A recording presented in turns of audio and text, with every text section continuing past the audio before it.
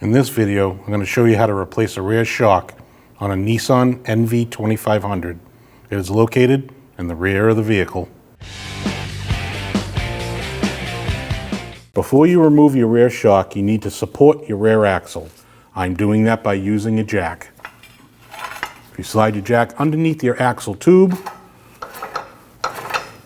and just put a little tension on your axle. That way, when you remove your shock bolts, the axle doesn't drop. You have a 19mm nut on the top you need to remove.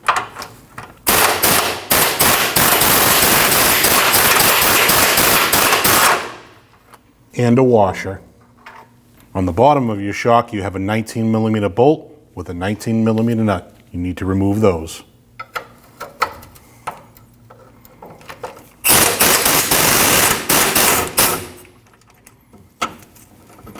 Once you remove your lower bolt, swing your shock out and then slide it off the stud on the top. And there's your shock. Your new shock comes with this compression wrap. You need to remove that by just cutting it and discarding the wrap. You want to slide your shock up and install it on the stud first, and install your washer and your nut.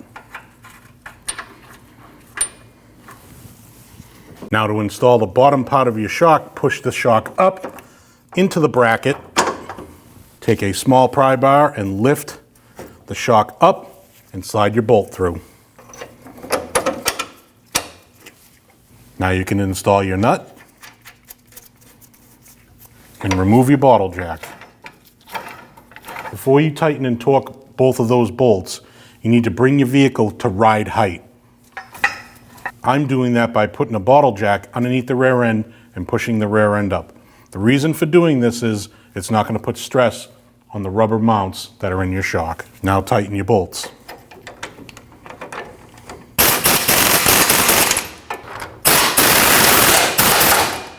Both of these bolts get torqued down to 121 foot-pounds.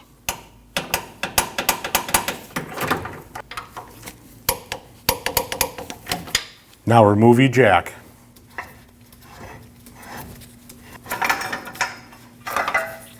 After you're done, take your vehicle for a road test, listen for any funny noises. And if you don't hear any funny noises, you're good to go. When only the best will do, demand TRQ. The only company that lets you view before you do. TRQ is committed to offering the highest quality aftermarket auto parts that are engineered for peace of mind. Thanks for using and viewing with TRQ.